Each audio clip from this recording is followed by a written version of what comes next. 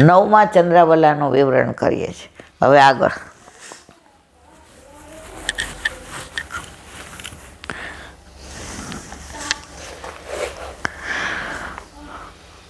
અર્જુનને અભય દેવાવાળા શ્રી કૃષ્ણ કહે છે કે જે પ્રકારે તે મને જોયો તે પ્રકારે હું વેદો વડે દાન યજ્ઞ વડે જોવાને શક્ય નથી.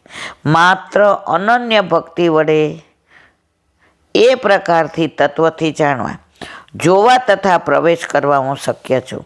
હે પાંડવ, મારો ભક્ત, મારા માટે કર્મ કરનારો, મારા જ પરાયણ રહેવાવાળો, આસક્તિ વિનાનો અને સર્વ પ્રાણી પ્રત્યે વેરભાવના રહિત હોય તે જ મને પામે છે. મારા ભક્ત પાસે હું મારો અનન્ય ભાવ જ માગું છું. હું બીજી કોઈ અપેક્ષા રાખતો નથી અને જે આવો મારો ભક્ત છે એ મને પામી જાય છે. સાર રૂપ શ્રી કૃષ્ણને જે ભજે તેને કાળ કર્મ નવ બાંધે રે, યમ તે શિર ધનુષ ન બાંધે. વલ્ભાખ્યાન કાલ અહીંયા સુધી આવ્યા હતા. હવે આગળ અનન્ય ભક્તિ કરવાવાળા કાળ ભરથી રહિત હોય છે. કાળ કે કર્મ તેમાંનું કોઈ તેને બંધન કરી શકતું નથી. ઓલી અષ્ટપદી 8 વાર કાળને પાછો કાઢ્યો. સમય એક વૈષ્ણવ અમેરિકામાં રહે એટલે સવારે 3:30 નીકળે. હવે ઘરે પાછા આવે, પાર્ટ ટાઈમ જોબ કરે એટલે 10 સાડા 10 થાય. પછી સ્નાન કરીને તો એણે જેને પૂછ્યું એ કે મારે પુષ્ટ કરાવો પણ શું કરું? કાંઈ વાંધો, તમારે 11 વાગે જગાડવાના. ત્યારે અમારે વ્રજમાં તો કયો ટાઈમ હોય? પ્રભુને સમયની નથી પડે. એ કે ઈલાબેન નીકળું ને ત્યારથી એમ હોય કે જલ્દી ક્યારે પતે અને જાઓ ને ઠાકોરજીને ભૂખ લાગી હશે તો નાહી ધોઈને સવારે દૂધ ને મિશ્રીને બધું તૈયાર કરીને આવ્યું હોય, બુહારીને મંદિર વસ્ત્રને ત્યાં જળ ભરીને મૂકી દીધું હોય ને બધું સૂકો મેવો ને બધું લીલો મેવો ને સમાણીને ડીશ ને બધું. તો એ 3 કલાક મારા મનમાં એ જ ભાવ આવે, ક્યારે બધું પતી જાય ને જલ્દી જાઓ. કરું છું નોકરી પણ અનુસંધાન ઠાકોરજીનું છે. તો સમયની અહીંયા મર્યાદા નથી, કારણ કે એનું અનુસંધાન શું છે? ઠાકોરજીનું છે. તો પછી યમનો ભય તો શેનો લાગે? કાળનો ભય ન લાગે ને યમનો ભય લાગે? ના લાગે. કર્મ લોપ ન થાય તો પણ એને બાધા કરતું નથી. કર્મ લોપ ન થાય તોય એને આ કોઈ વસ્તુ બાધા કરતી નથી. ઓલી અષ્ટપદીએ રોકી દીધો ને. ઘણાને એવા રોગ થાય ને તોય દ્રઢ હોય, મારા પ્રભુ જે કરશે એ મારા હિતનું કરશે, મારા અહિતનું ક્યારેય નહીં કરે. બસ આ ગાંઠ મનમાં વાળી લઈએ ને તો 1 મિનિટ આ લોકોને કહો ને.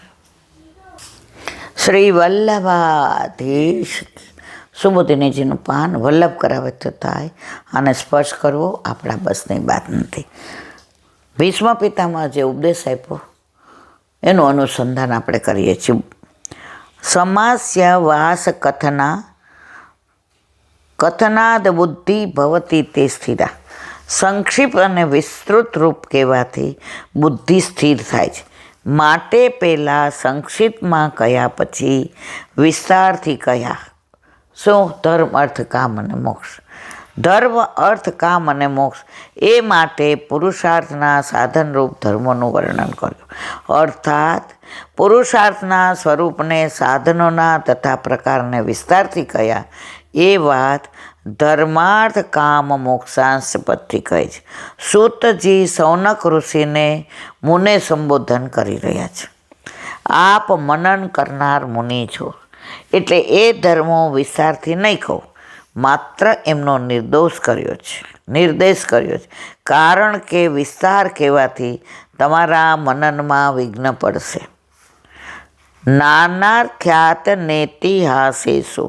આખ્યાન અને ઇતિહાસના દાખલા આપી ધર્મોનું વર્ણન કર્યું છે. તેમાં અમુક ઋષિએ આ પ્રમાણે કહ્યું છે એમ કહીને શબ્દનું પ્રમાણે આપે તે પ્રમાણે આખ્યાન કહેવાય. અને અમુક ઋષિ અથવા રાજાએ આ પ્રમાણે કહ્યું છે એમ કોઈ બનાવ કહે ત્યારે ઇતિહાસ કહેવાય છે. કોઈ ભ્રાંત પુરુષે પોતાના બ્રહ્મથી સિદ્ધ કરેલી વાત ભીષ્મ પિતાએ મને કહી નથી, હકીકત જણાવી છે. કોઈ લૌકિક બધા પેલી મને વાત કરી નથી.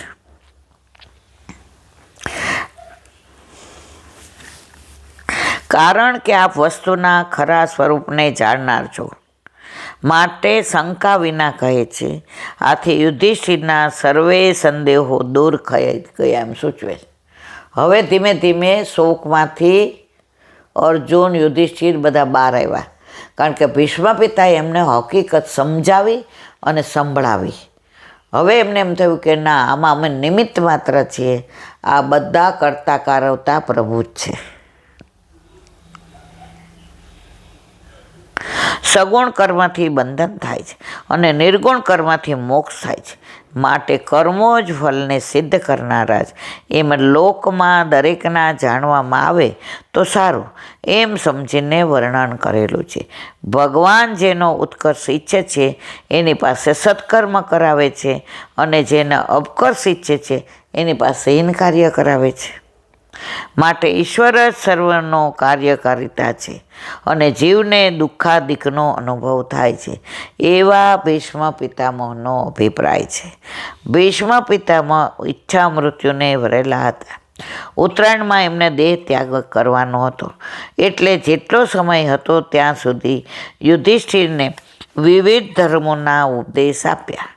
તે ધર્મના ઉપદેશથી ભીષ્મ પિતામહનો કોઈ પુરુષાર્થ સિદ્ધ થવાનો ન હતો.